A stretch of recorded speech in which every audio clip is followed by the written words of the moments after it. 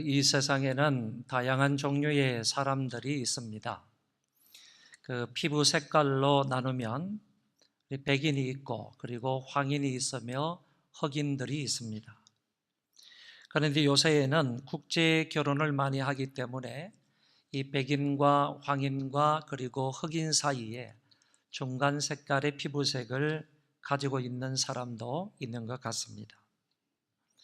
일을 중심으로 사람의 종류를 나눌 때 어떤 사람은 이 일이 있을 때 그 일을 구경만 하는 구경꾼이 있고 뿐만 아니라 일만 만드는 일감도 있고 더 나아가서 일을 효과적으로 열심히 잘 처리하는 일꾼도 있음을 볼 수 있습니다.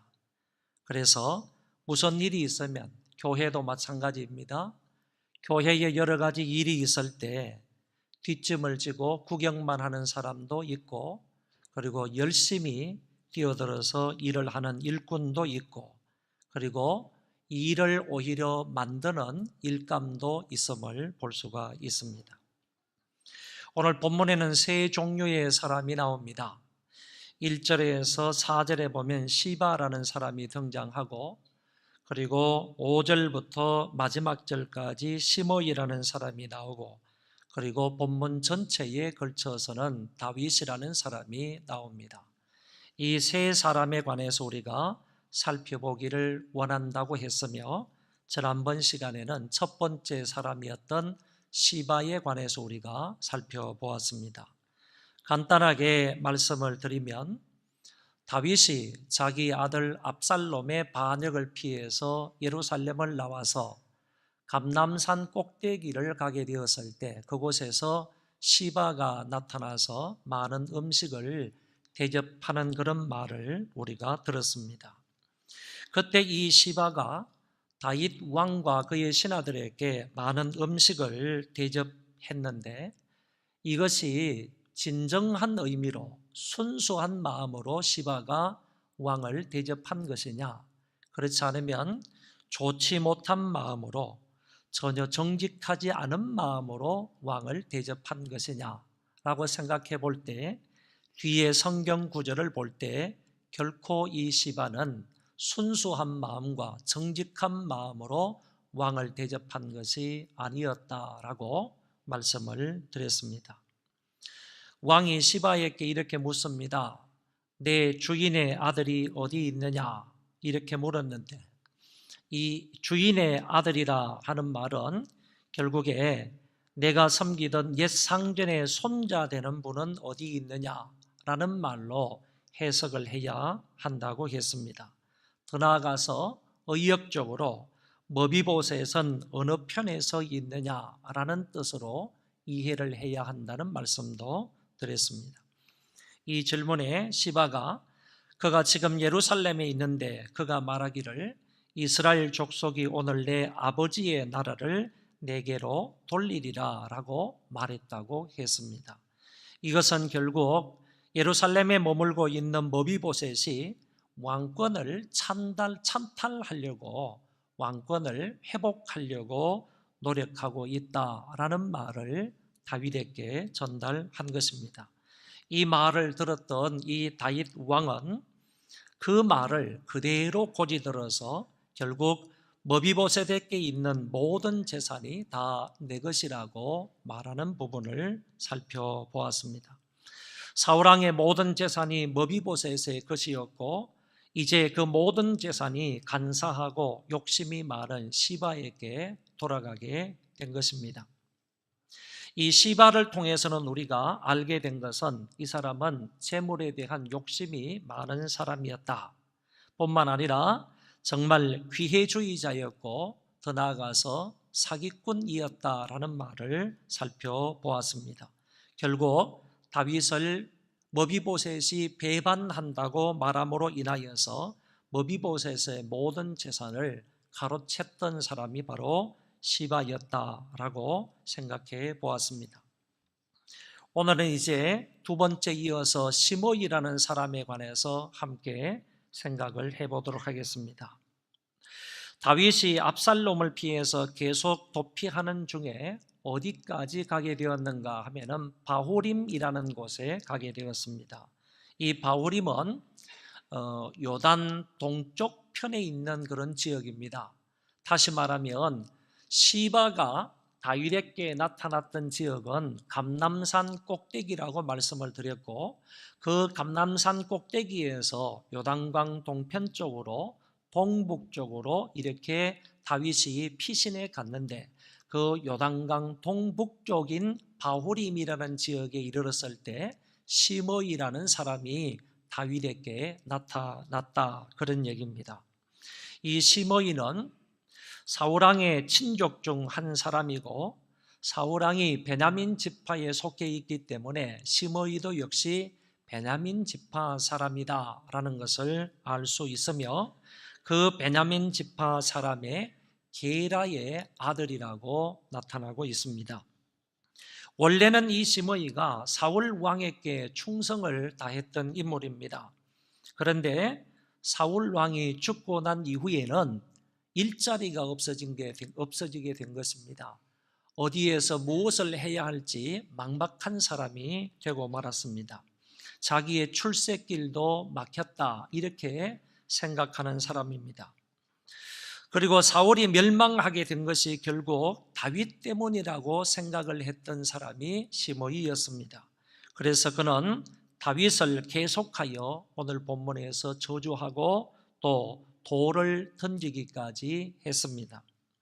사람을 저주하고 그 사람을 향해서 돌을 던진다라는 이 말은 그 사람에 대한 극도의 분노를 표현하는 말입니다. 시므이가 다윗을 향해서 이렇게 자신의 극도의 분노를 표출한 것은 다윗이 사울 가문의 사람들을 죽였다라고 생각했기 때문이고, 사울을 죽임으로 인하여서 자기의 출세길도 막혔다, 이렇게 생각을 했기 때문에 이렇게 자기의 감정을 극도로 분노해서 다윗에게 퍼붓고 있다는 말입니다. 시므이가 다윗을 저주하는 말이 본문 7절, 8절에 이렇게 나타납니다. 시므이가 저주하는 가운데 이와 같이 말하니라. 피를 흘린 자여, 사악한 자여, 가거라, 가거라. 사울의 족속의 모든 피를 여호와께서 내게로 돌리셨도다. 그를 이어서 내가 왕이 되었으나 여호와께서 나라를 내 아들 압살롬의 손에 넘기셨도다. 보라, 너는 피를 흘린 자이므로 화를 자초하였느니라. 사울이 망한 것은 자신의 죄 때문에 하나님에 의해서 버림을 받은 것인데, 여기서도 다윗 탓을 하고 있다는 것입니다.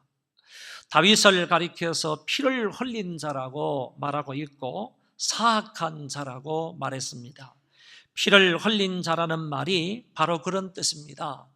다윗이 사울을 죽였다, 그의 가문을 멸절했다라는 말로 해석할 수 있는 것이고, 그 사람을 일컬어서 사악한 자라라는 말을 했던 것은 아무 쓸모없는 자다, 가치 없는 존재다라고 시므이가 욕설을 퍼붓고 있는 말입니다. 다윗에게 이렇게 피를 흘린 자다, 사악한 자다, 이렇게 말하고 있는 것을 볼 때에도 이 시므이가 마음속의 분노가 얼마나 큰 것인가라는 것을 알 수 있습니다. 심지어 내가 왕이 되었지만 하나님이 너의 나라를 내 아들에게 넘겼다고 하면서 이는 내 스스로 자초한 것이라고 말했습니다. 이것은 다윗을 멸시하는 가장 심한 독설을 퍼부은 것이라고 볼 수 있습니다.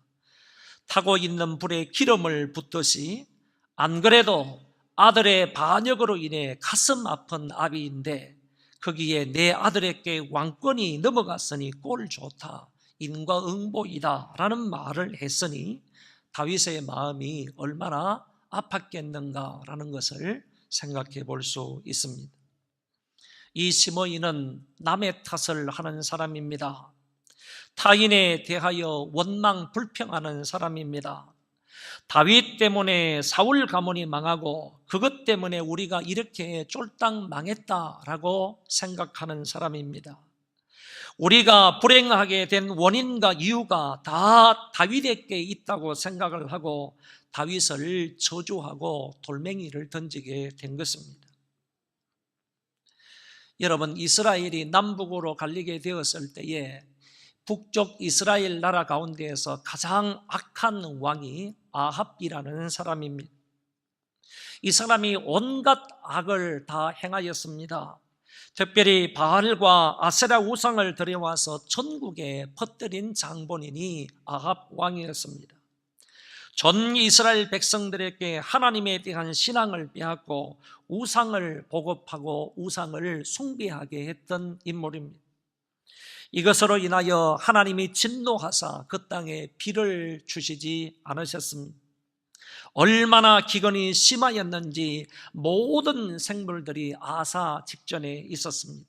이때 아합 왕이 선지자 엘리야를 만나러 가서 그를 보자마자 하는 말이 이스라엘을 괴롭게 하는 자여 느냐, 이런 말을 합니다. 이스라엘 나라 전체를 이 괴로움과 고통의 도가니에 몰아넣는 주범이 너냐, 엘리야 선지자 너냐, 이렇게 질문하고 있는 것입니다.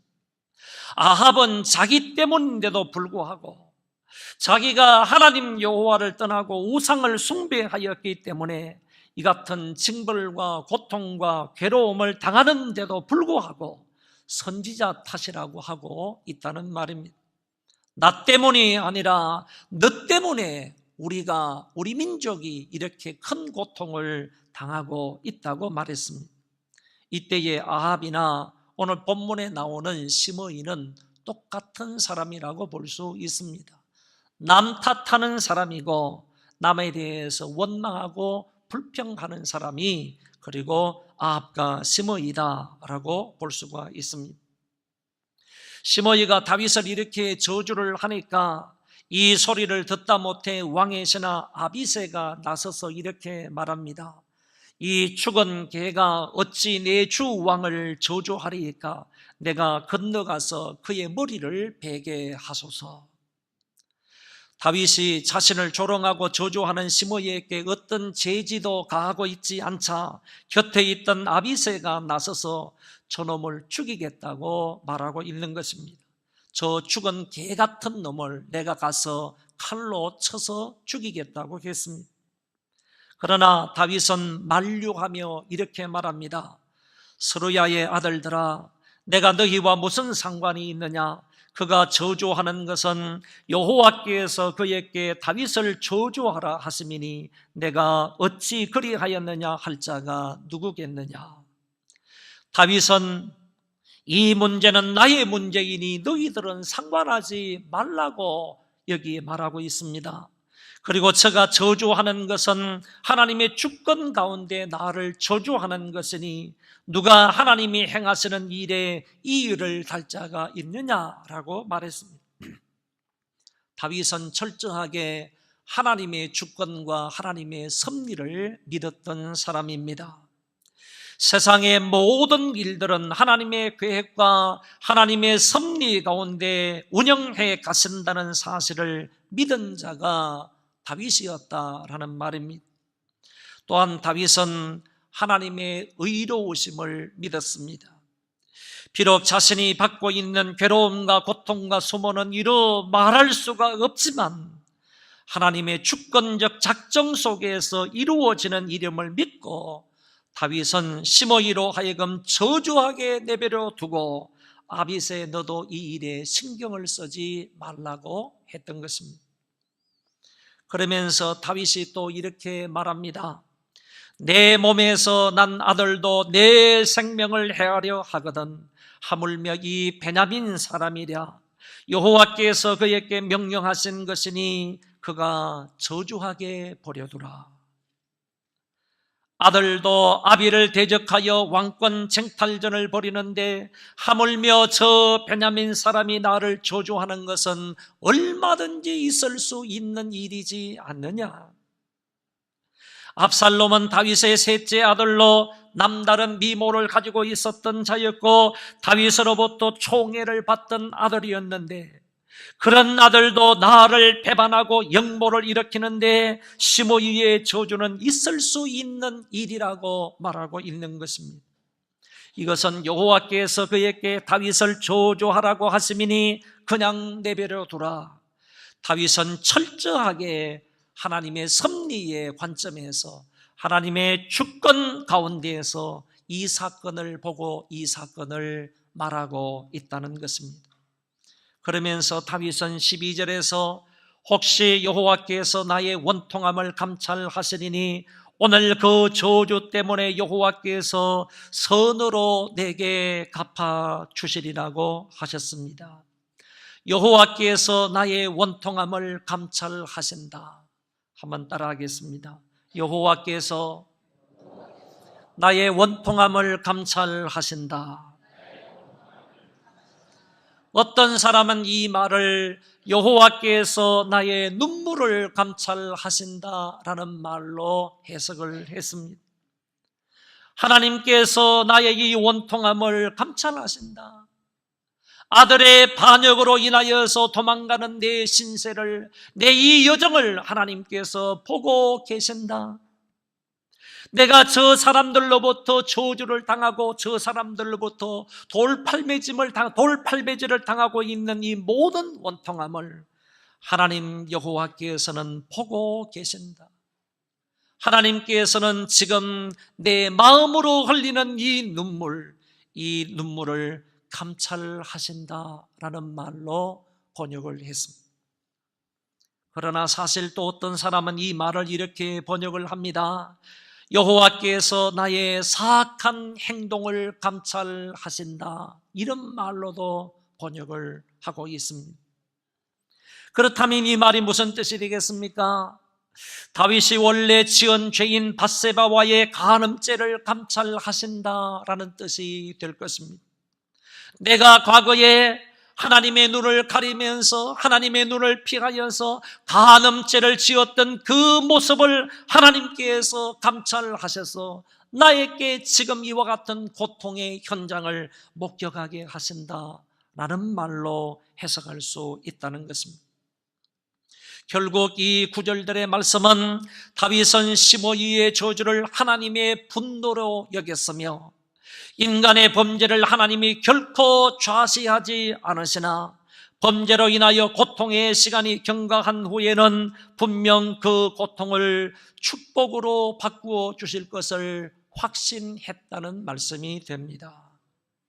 다윗은 이 고통의 시간이 지나면 하나님이 반드시 나에게 선으로 갚아 주실 줄로 믿었습니다. 다윗은 철저하게 하나님의 주권을 믿은 사람이었습니다. 그러므로 그는 군사적인 힘으로나 정치적인 세력으로 시므이의 저주를 억압하지 않았습니다. 하나님의 섭리와 주권을 믿고 고통과 어려움을 인내하며 기다렸습니다. 마침내 하나님이 그를 단련하신 후에 다시 왕권을 회복하여 예루살렘으로 돌아와서 이스라엘의 역대 왕들보다 가장 뛰어나고 가장 훌륭한 왕으로서 그 소임을 다하게 됩니다. 아울러 하나님이 하나님을 얼마나 잘 경외하고 섬겼는지 많은 성경을 통하여서 이 사실을 분명히 확인할 수가 있습니다. 사랑하는 소망교회 성도 여러분, 저와 여러분들은 오늘 사무엘하 16장에 나타나 있는 이 세 사람에 관해서 살펴봄으로써 시바와 같은 귀해주의자가 되지 않기를 바라고요, 시므이와 같이 남 탓하는 사람 되지 않기를 바라고요, 고통과 어려움 중에서도 하나님의 주권과 섭리를 믿고 산 다윗 같은 사람이 되시기를 바랍니다. 어떤 어려움과 고통스러운 일이 있어도 귀해주의자가 나를 이용하고 나를 저주하고 나에게 돌멩이를 던진다 해도 낙심하지 말고 하나님의 섭리를 믿으며 인내하며 살아갈 수 있기를 바랍니다. 삶이 어려울수록 더욱더 하나님의 주권을 철저하게 믿고 사는 저와 여러분들 되시기를 바랍니다. 그런 사람 앞길에 하나님이 모든 것을 합력하여 선을 이루어 주십니다. 우리 교회 성도들은 어떤 길을 만나더라도 믿음으로 인내하며 하나님의 은혜를 체험하며 살아가는 우리 모두가 되시기를 바랍니다.